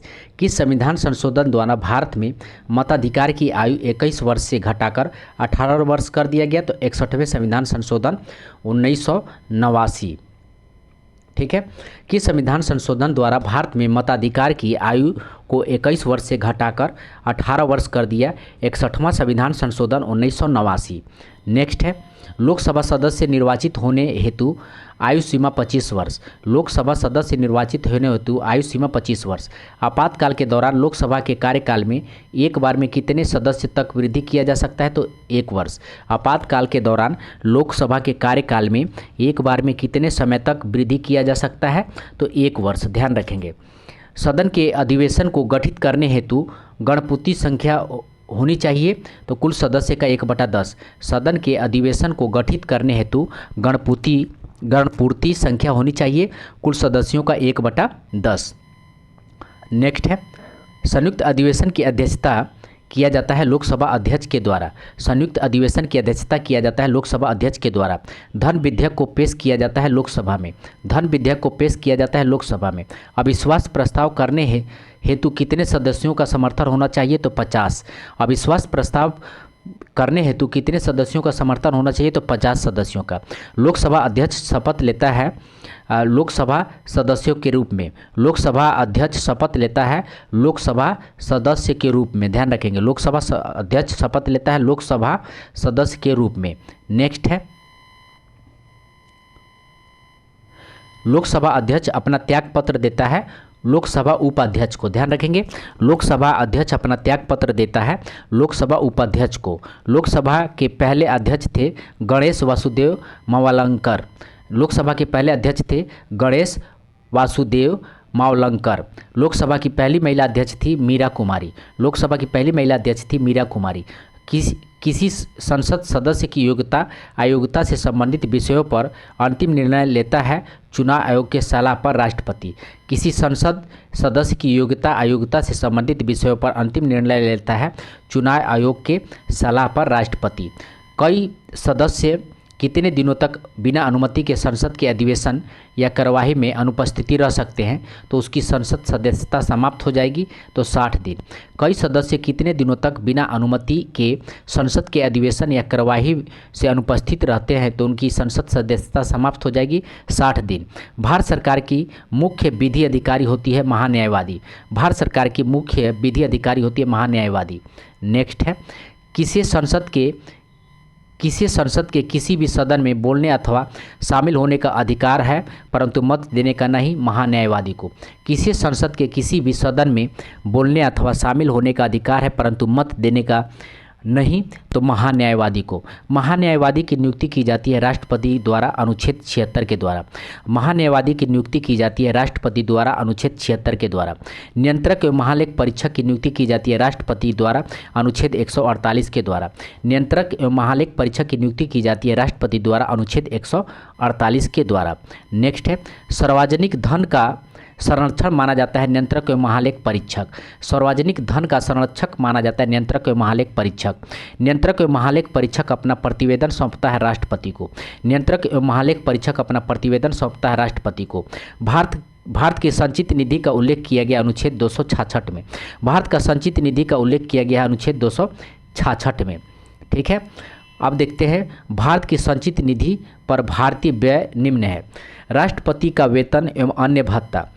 भारत की संचित निधि पे भारतीय व्यय निम्न है, देख लीजिए। राष्ट्रपति का वेतन एवं अन्य भत्ता, राज्यसभा सभापति एवं लोकसभा अध्यक्ष के वेतन एवं भत्ते, ध्यान रखेंगे। राज्यसभा सभापति एवं लोकसभा अध्यक्ष के वेतन एवं भत्ते संचित निधि पर निर्भर है, ध्यान रखेंगे। सर्वोच्च न्यायालय एवं उच्च न्यायालय के न्यायाधीशों का वेतन और भत्ते, सर्वोच्च न्यायालय एवं उच्च न्यायालय के न्यायाधीशों के वेतन एवं भत्ते। कई ऐसे ऋण भार जिनका दायित्व भारत सरकार पर है, कई ऐसे ऋण भार जिनका दायित्व भारत सरकार पर है। भारत की आकस्मिक निधि का उल्लेख किया गया है अनुच्छेद 267 में। भारत का आकस्मिक निधि का उल्लेख किया गया है अनुच्छेद 267 में। भारत आकस्मिक अधिनियम को पारित किया गया 1950 में। भारत आकस्मिक अधिनियम को पारित किया गया 1950 में। नेक्स्ट है, सर्वोच्च न्यायालय के गठन संबंधी नियमों का उल्लेख किया गया अनुच्छेद 124 में। सर्वोच्च न्यायालय के गठन संबंधी नियमों का उल्लेख किया गया अनुच्छेद 124 में। सर्वोच्च न्यायालय के समस्त न्यायाधीशों की नियुक्ति की जाती है राष्ट्रपति द्वारा। सर्वोच्च न्यायालय के समस्त न्यायाधीशों की नियुक्ति की जाती है राष्ट्रपति द्वारा। नेक्स्ट है,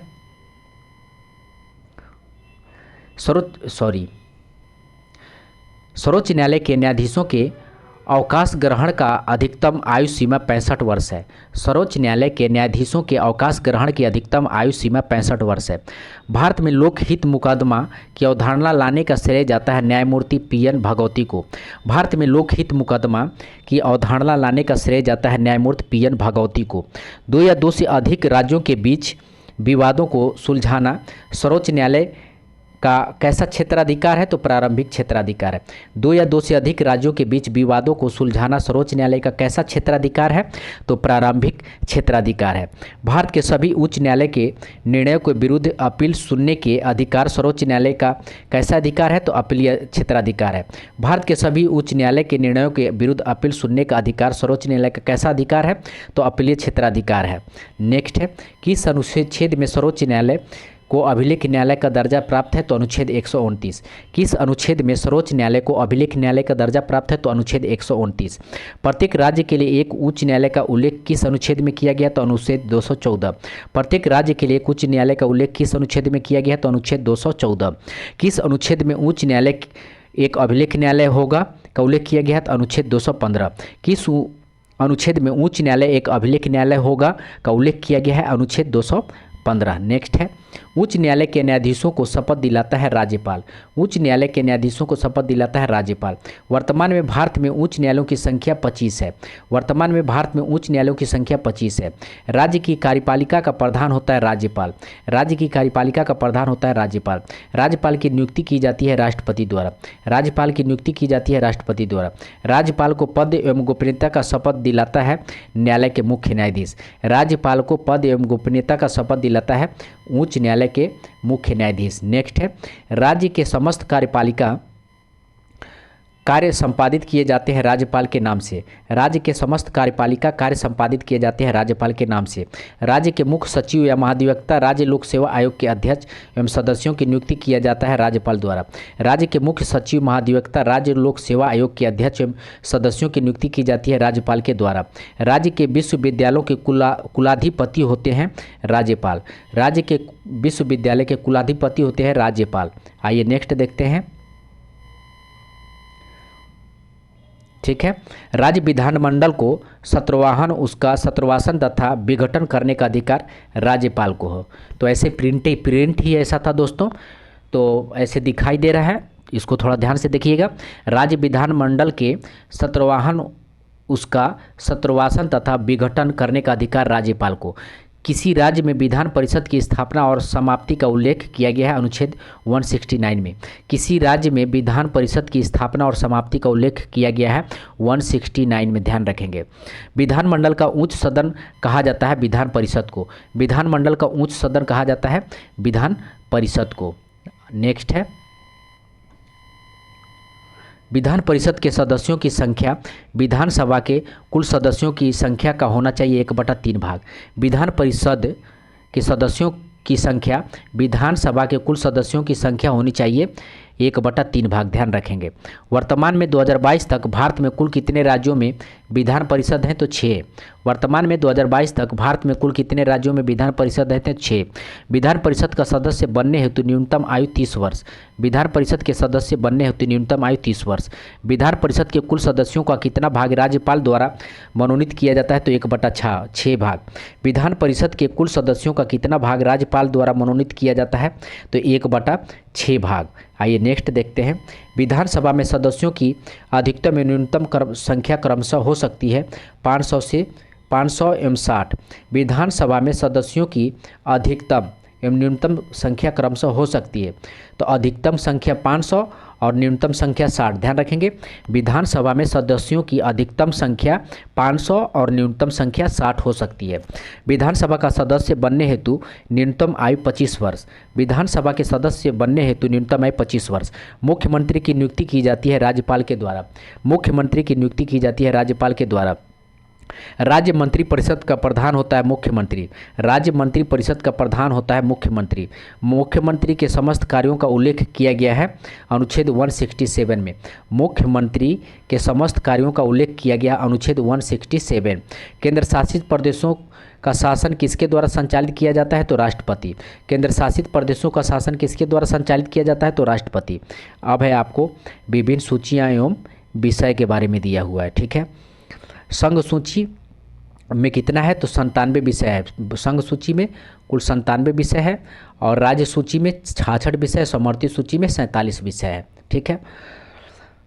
संघ सूची देखते हैं। रक्षा, विदेशी मामला, जनगणना, रेल परिवहन, टेलीफोन, ठीक है, डाक एवं तार, अंतर्राष्ट्रीय संधि, ध्यान रखेंगे।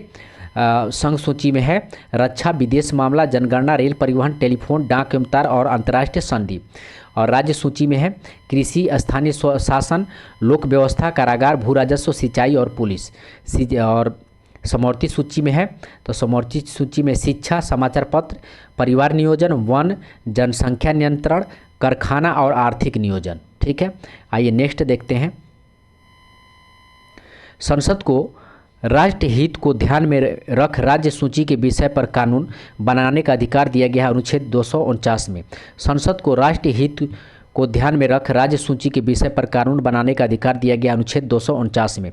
संसद को अंतर्राष्ट्रीय समझौतों को प्रभावी बनाने हेतु राज्य सूची के विषय पर कानून बनाने का अधिकार अनुच्छेद 253 में।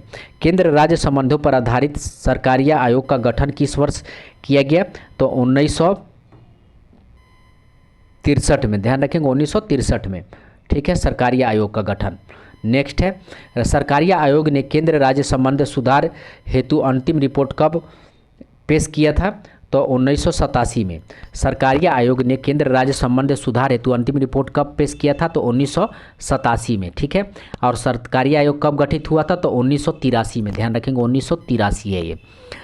केंद्र सरकार ने केंद्र राज्य संबंधी के समीक्षा हेतु पूंछी आयोग का गठन कब किया था? तो 2007 में।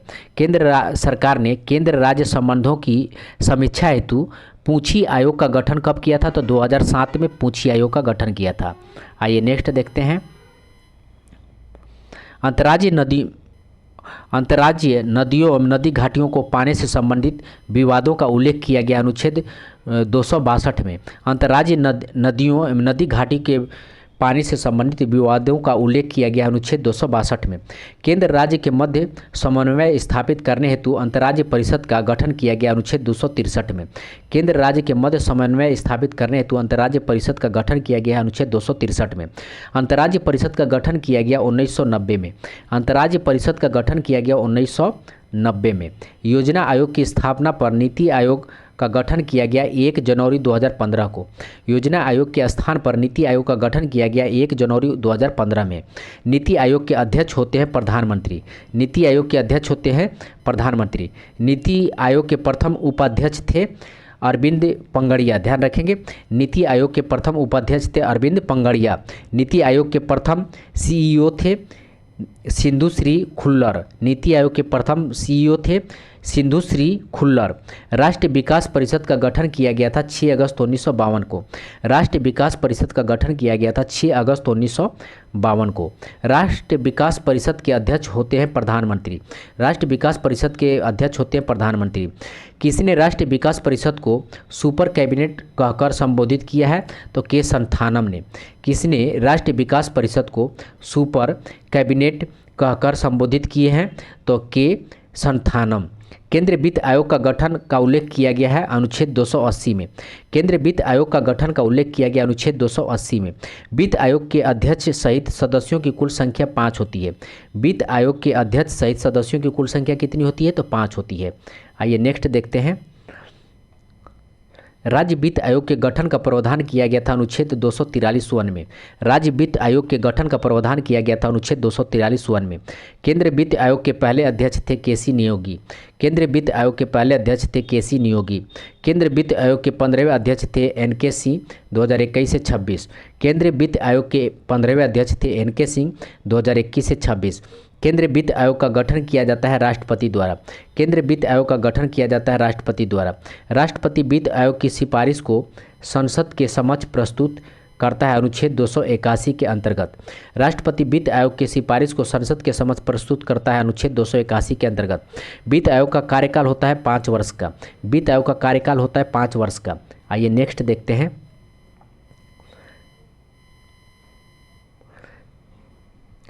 विधि आयोग के सिफारिश के आधार पर लोक सेवा आयोग का स्थापना किया गया था 1926 में। विधि आयोग की सिफारिश के आधार पर लोक सेवा आयोग का स्थापना किया गया था 1926 में। संघ लोक सेवा आयोग के अध्यक्ष एवं उनके सदस्यों की नियुक्ति करने का अधिकार राष्ट्रपति को है। संघ लोक सेवा आयोग के अध्यक्ष एवं उनके सदस्यों की नियुक्ति करने का अधिकार राष्ट्रपति को है। संघ लोक सेवा आयोग के सदस्यों का कार्यकाल होता है 6 वर्ष या 65 वर्ष जो पहले पूरा हो। संघ लोक सेवा आयोग के सदस्यों का कार्यकाल होता है 6 वर्ष या 65 वर्ष जो पहले पूरा हो। राष्ट्रपति निर्वाचन आयोग की स्थापना की गई 25 जनवरी 1950 को। राष्ट्रीय निर्वाचन आयोग की स्थापना 25 जनवरी 1950 को की गई। मुख्य राष्ट्रपति आयुक्त एवं अन्य सदस्यों की नियुक्ति की जाती है राष्ट्रपति द्वारा। मुख्य निर्वाचन आयुक्त एवं अन्य सदस्यों की नियुक्ति की जाती है राष्ट्रपति द्वारा। 1993 के बाद राष्ट्रीय निर्वाचन आयोग को बनाया गया था 3 सदस्यीय आयोग। इससे पूर्व एक सदस्य था। 1993 के बाद राष्ट्रीय निर्वाचन आयोग को बनाया गया था 3 सदस्यीय आयोग। इससे पूर्व एक सदस्य था, ध्यान रखेंगे। 1993 के बाद 3 सदस्य, उससे पूर्व एक सदस्य था। मुख्य चुनाव आयुक्त का कार्यकाल 6 वर्ष या 65 वर्ष जो पहले पूरा हो। मुख्य चुनाव आयुक्त का कार्यकाल 6 वर्ष या 65 वर्ष जो पहले पूरा हो। नेक्स्ट है, भारत में ईवीएम की पहली बार प्रयोग किया गया था 1982 केरल में। भारत में ईवीएम की पहली बार प्रयोग किया गया था 1982 में केरल में। ईवीएम का प्रयोग कर संपूर्ण चुनाव संपादित करने वाला पहला राज्य गोवा है। ईवीएम का प्रयोग कर संपूर्ण चुनाव संपादित करने वाला पहला राज्य गोवा है। वीवीपीएटी का पूर्ण रूप है voter verifiable paper audit trial. VVPAT का पूर्ण रूप है voter verifiable paper audit trial. ध्यान रखेंगे। किस वर्ष से चुनाव आयोग द्वारा फोटो युक्त पहचान पत्र का प्रयोग किया गया? 1993 ईस्वी में। किस वर्ष से चुनाव आयोग द्वारा फोटो युक्त पहचान पत्र का प्रयोग किया गया है? तो 1993 में। 93 में, ध्यान रखेंगे। परिसीमन आयोग के अध्यक्ष हैं मुख्य निर्वाचन आयुक्त। परिसीमन आयोग के अध्यक्ष हैं मुख्य निर्वाचन आयुक्त। पहली परिसीमन आयोग का गठन किया गया था 1952 में। पहली परिसीमन आयोग का गठन किया गया था 1952 में। भारतीय राज्य व्यवस्था में विभिन्न पदाधिकारियों का वरीयता क्रम, तो ये भी इम्पोर्टेंट है। थोड़ा सा वीडियो लंबा बनेगा दोस्तों, तो देख लीजिए इसको। बस 5-6 पेज और बचा हुआ है। क्रम दिया हुआ है। फर्स्ट क्रम जो है राष्ट्रपति का होता है वरीयता क्रम के रूप में। फर्स्ट क्रम जो है राष्ट्रपति का होता है। दूसरा क्रम में उपराष्ट्रपति का होता है और तीसरा क्रम में आते हैं प्रधानमंत्री। फर्स्ट क्रम में राष्ट्रपति, दूसरे क्रम में उपराष्ट्रपति और तीसरा क्रम में प्रधानमंत्री। चौथे क्रम में आते हैं अपने राज्यों में राज्यपाल। चौथे क्रम में आते हैं अपने राज्यों में राज्यपाल। और पाँचवें क्रम में आते हैं भूतपूर्व राष्ट्रपति। पाँचवें क्रम में आते हैं भूतपूर्व राष्ट्रपति। और 6वें क्रम में आते हैं भारत के मुख्य न्यायाधीश एवं लोकसभा अध्यक्ष। 6वें क्रम में आते हैं भारत के मुख्य न्यायाधीश एवं लोकसभा अध्यक्ष। और 7वें क्रम में आते हैं केंद्रीय कैबिनेट मंत्री एवं अपने राज्य के मुख्यमंत्री। 7वें क्रम में आते हैं केंद्रीय कैबिनेट मंत्री और अपने राज्य के मुख्यमंत्री। और 8वें क्रम में आते हैं राजदूत, 8वें क्रम में राजदूत। इसको एक बार फिर से देख ले। वरीयता क्रम में फर्स्ट क्रम में आते हैं राष्ट्रपति, दूसरे क्रम में आते हैं उपराष्ट्रपति, तीसरे क्रम में आते हैं प्रधानमंत्री, चौथे क्रम में आते हैं अपने राज्यों में राज्यपाल, और पांचवें क्रम में आते हैं भूतपूर्व राष्ट्रपति, छठवें क्रम में आते हैं भारत के मुख्य न्यायाधीश एवं लोकसभा अध्यक्ष, और सातवें क्रम में आते हैं केंद्रीय कैबिनेट मंत्री और अपने राज्य के मुख्यमंत्री, ध्यान रखें। और 8वें क्रम में आते हैं राजदूत। आइए नेक्स्ट देखते हैं। नेक्स्ट है प्रथम राजभाषा आयोग का गठन,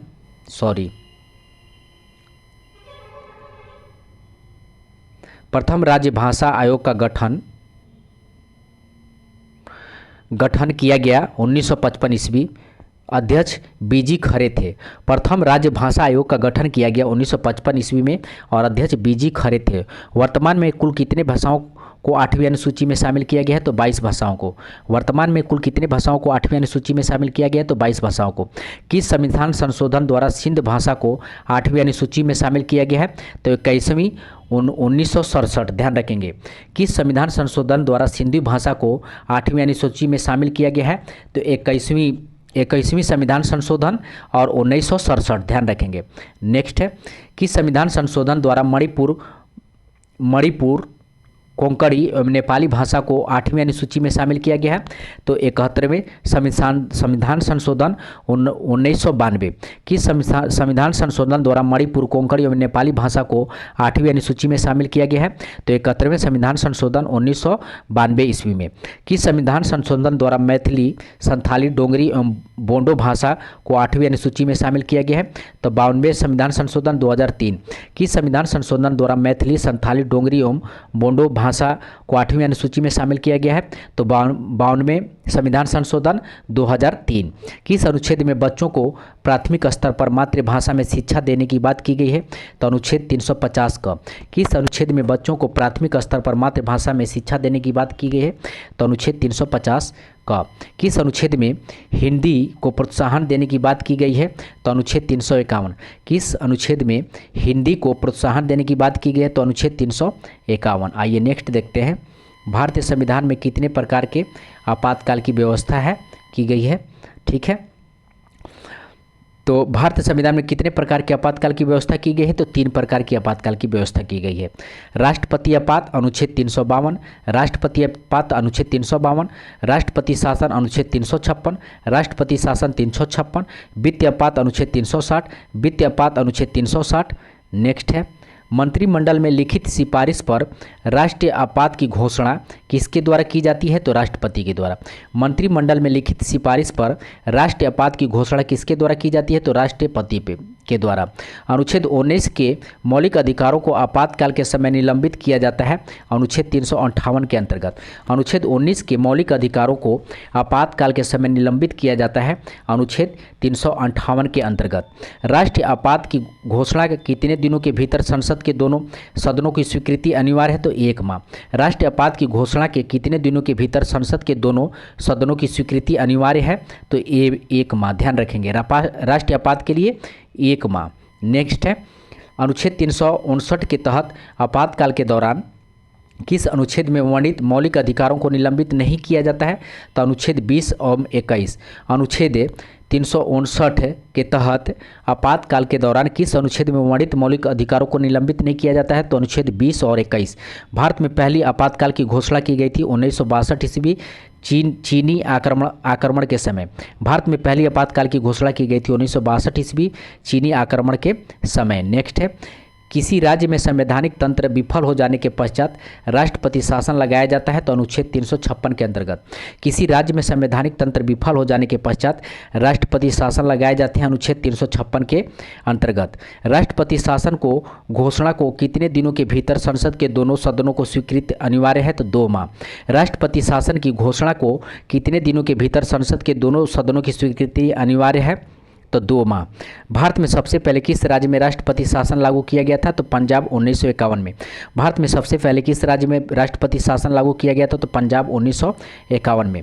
वित्तीय आपात घोषणा कितने दिनों के भीतर संसद के दोनों सदनों को स्वीकृति अनिवार्य है? तो 2 माह। ध्यान रखेंगे, वित्तीय आपात की घोषणा को कितने दिनों के भीतर संसद के दोनों सदनों की स्वीकृति अनिवार्य है? तो 2 माह। भारत के राष्ट्रीय चिन्ह ध्वज, गान और गीत कैलेंडर, आइए देखते हैं। राष्ट्रीय ध्वज को कब अपनाया गया? तो 22 जुलाई 1947। राष्ट्रीय ध्वज को कब अपनाया गया? तो 22 जुलाई 1947। राष्ट्रीय गान को कब अपनाया गया? तो 24 जनवरी 1950। राष्ट्रीय गान को कब अपनाया गया? तो 24 जनवरी 1950। अशोक स्तंभ को कब अपनाया गया? तो 26 जनवरी 1950।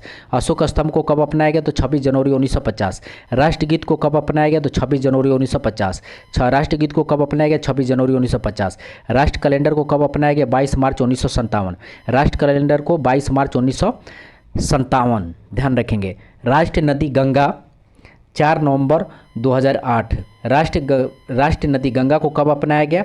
4 नवंबर 2008। राष्ट्रीय जलीय जीव गंगा डॉल्फिन को 5 अक्टूबर 2009। राष्ट्रीय जलीय जीव गंगा डॉल्फिन को 5 अक्टूबर 2009। भारतीय नागरिकों एवं निजी संस्थाओं को राष्ट्रीय ध्वज फहराने का अधिकार दिया गया भारतीय ध्वज संहिता 2002 के अंतर्गत। भारतीय नागरिकों एवं निजी संस्थाओं को राष्ट्रीय ध्वज फहराने का अधिकार दिया गया भारतीय ध्वज संहिता 2002 के अंतर्गत। ठीक है, आइए नेक्स्ट देखते हैं। प्रकलन समिति में कुल कितने सदस्य होते हैं? तो 30 सदस्य केवल लोकसभा के लिए। ठीक है, प्रकलन समिति में कुल कितने सदस्य होते हैं? तो 30 सदस्य केवल लोकसभा के लिए। प्रकलन समिति के सदस्यों का कार्यकाल होता है 1 वर्ष। प्रकलन समितियों का सदस्यों का कार्यकाल होता है 1 वर्ष। लोक लेखा समितियों में कुल कितने सदस्य होते हैं? 22 सदस्य, लोकसभा 15 और राज्यसभा से 17। लोक लेखा समिति में कुल कितने सदस्य होते हैं? 22 सदस्य, लोकसभा से 15 और राज्यसभा से 7। नेक्स्ट है, लोक लेखा समिति के सदस्यों का कार्यकाल 1 वर्ष का होता है। लोक लेखा समिति के सदस्यों का कार्यकाल 1 वर्ष का होता है। किसी समिति को लघु लोकसभा के नाम से जाना जाता है तो लोक लेखा समिति को। किस समिति को लघु लोकसभा के नाम से जाना जाता है? तो लोक लेखा समिति को। किस समिति को प्रकलन समिति का जुड़वा वाहन कहा जाता है? तो लोक लेखा समिति को। किस समिति को प्रकलन समिति का जुड़वा वाहन कहा जाता है? तो लोक लेखा समिति को। नेक्स्ट है, सामान्यतः किसे लोक लेखा समिति का अध्यक्ष नियुक्त किया जाता है? तो विरोधी दल के नेता को। सामान्यतः किसे लोक लेखा समिति का अध्यक्ष नियुक्त किया जाता है? तो विरोधी दल के नेता को। लोक लेखा समिति अपना प्रतिवेदन किसे सौंपता है? लोकसभा को। लोक लेखा समिति अपना प्रतिवेदन किसे सौंपता है? लोकसभा को। सार्वजनिक उपक्रमों समिति में कुल सदस्यों की संख्या होती है 22। सार्वजनिक उपक्रमों समिति में कुल सदस्यों की संख्या 22 होती है। लोकसभा से 15 और राज्यसभा से 7। भारत में पंचायती राज व्यवस्था का शुभारंभ किया गया 2 अक्टूबर 1959 ईस्वी राजस्थान से। भारत में पंचायती राज व्यवस्था का शुभारंभ किया गया 2 अक्टूबर 1959 राजस्थान से। 73वां संविधान संशोधन संबंधित है पंचायती राज से। 73वां संविधान संशोधन संबंधित है पंचायती राज से। 74वां संविधान संशोधन संबंधित है नगर पालिका से। 74वां संविधान संबंधित है नगर पालिका से। पंचायती राज व्यवस्था के अंतर्गत महिलाओं के लिए कितनी सीटें आरक्षित की गई? 1/3। पंचायती राज व्यवस्था के लिए अंतर्गत महिलाओं के लिए कितनी सीटें आरक्षित की गई? तो 1/3। पंचायती राज व्यवस्था के अंतर्गत किस राज्य में सबसे पहले महिलाओं को 50% आरक्षण दिया गया? बिहार। पंचायती राज व्यवस्था के अंतर्गत किस राज्य में सबसे पहले महिलाओं को 50% आरक्षण दिया गया? बिहार। नेक्स्ट है, किस समिति ने पंचायतों में महिलाओं को आरक्षण देने की बात कही थी? तो थुंगन समिति ने। किस समिति ने पंचायतों में महिलाओं को आरक्षण देने की बात कही थी? तो थुंगन समिति ने। किस समिति ने पंचायतों को संवैधानिक मान्यता देने की बात कही थी? तो LM सिंघवी समिति ने। किस समिति ने पंचायतों को संवैधानिक मान्यता देने की बात कही थी? तो LM सिंघवी समिति ने। पंचायत किस सूची का विषय है? तो राज्य सूची का विषय है। पंचायत किस सूची का विषय है? तो राज्य सूची का विषय है। अब आइए देखते हैं पंचायती राज व्यवस्था से संबंधित प्रमुख समितियां। बलवंत राय मेहता समिति 1957 ईस्वी में। बलवंत राय मेहता समिति 1957 ईस्वी। अशोक मेहता समिति 1977 ईस्वी। अशोक मेहता समिति 1977 ईस्वी। PB के राय समिति 1985 ईस्वी। PB के राय समिति 1985 ईस्वी। LM सिंघवी समिति 1986 ईस्वी। LM सिंघवी समिति 1986 ईस्वी। PK थुंगन समिति 1988 ईस्वी। PK थुंगन समिति 1988 ईस्वी। आइए नेक्स्ट देखते हैं, भारतीय संविधान के महत्वपूर्ण अनुच्छेद एवं उल्लेख। ठीक है, ये भी मोस्ट इंपॉर्टेंट है, इसको ध्यान से देखिएगा। अनुच्छेद 1 में राज्यों के संघ, अनुच्छेद 1 में राज्यों के संघ, अनुच्छेद 2 में नए राज्यों के प्रवेश एवं स्थापना, अनुच्छेद 2 में नए राज्यों के प्रवेश एवं स्थापना, अनुच्छेद 3 में राज्य क्षेत्रों के सीमा नामों में परिवर्तन, अनुच्छेद 3 में राज्य क्षेत्रों के सीमा नामों में परिवर्तन, अनुच्छेद 74 में मंत्रिपरिषद का गठन, अनुच्छेद 74 में मंत्रिपरिषद का गठन, अनुच्छेद 76 में महान्यायवादी की नियुक्ति, अनुच्छेद 76 में महान्यायवादी की नियुक्ति। आइए नेक्स्ट देखते हैं।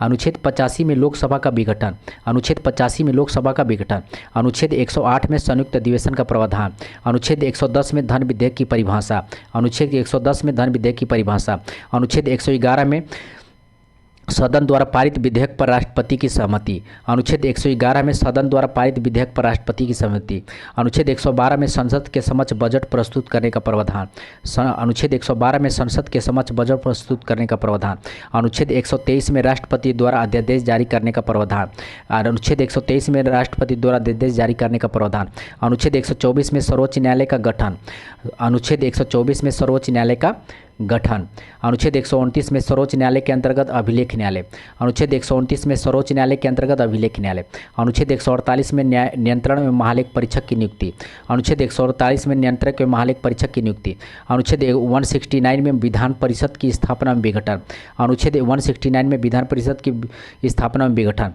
अनुच्छेद 200 में विधानमंडल द्वारा पारित विधेयक और राज्यपाल की सहमति, अनुच्छेद 213 में राज्यपाल द्वारा अध्यादेश जारी करने का प्रावधान, अनुच्छेद 213 में राज्यपाल द्वारा अध्यादेश जारी करने का प्रावधान, अनुच्छेद 214 में राज्यों में उच्च न्यायालय का गठन, अनुच्छेद 214 में राज्यों में उच्च न्यायालय का गठन, अनुच्छेद 233 में जिला न्यायाधीशों की नियुक्ति, अनुच्छेद 233 में जिला न्यायाधीशों की नियुक्ति, अनुच्छेद 266 में भारत का संचित निधि का उल्लेख, अनुच्छेद 266 में भारत का संचित निधि का उल्लेख, अनुच्छेद 267 में भारत की आकस्मिक निधि का उल्लेख, अनुच्छेद 267 में भारत की आकस्मिक निधि का उल्लेख, अनुच्छेद 280 में वित्त आयोग का गठन, अनुच्छेद 280 में वित्त आयोग का गठन, अनुच्छेद 300 क में संपत्ति का अधिकार पहले मौलिक अधिकार का भाग था, अब नहीं है, ध्यान रखेंगे। अनुच्छेद 300 क में आ गया है, ठीक है।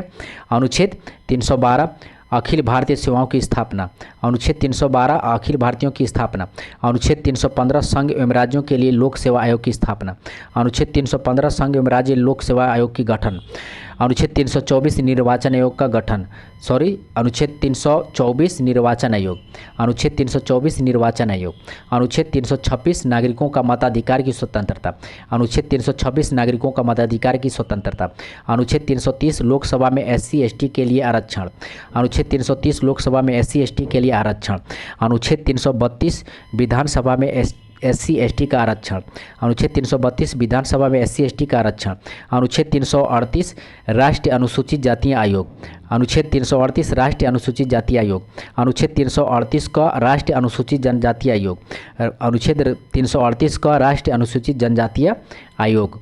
नेक्स्ट है अनुच्छेद 340 पिछड़े वर्गों की दशाओं की जांच हेतु गठित आयोग, अनुच्छेद 340 पिछड़ों वर्ग की दशाओं की जांच हेतु गठित आयोग, अनुच्छेद 343 संघ के आधिकारिक भाषा देवनागरी लिपि में लिखी गई है, हिंदी होगी। अनुच्छेद 343 संघ की आधिकारिक भाषा देवनागरी लिपि में लिखी गई है और हिंदी होगी। अनुच्छेद 368 संविधान संशोधन, अनुच्छेद 368 संविधान संशोधन। तो यहाँ तक रहा दोस्तों पूरा आपको कंप्लीटेड पॉलिटिकल, ठीक है। आप जो है इसका अगर PDF चाहते हैं तो मिक्स टेलीग्राम पे मिक्स स्टडी सर्च करके आप ज्वाइन कर सकते हैं और इसका PDF ले सकते हैं। तो मिलते हैं दोस्तों अगले वीडियो में, आप अपना रिवाइज करते रहिए। धन्यवाद दोस्तों।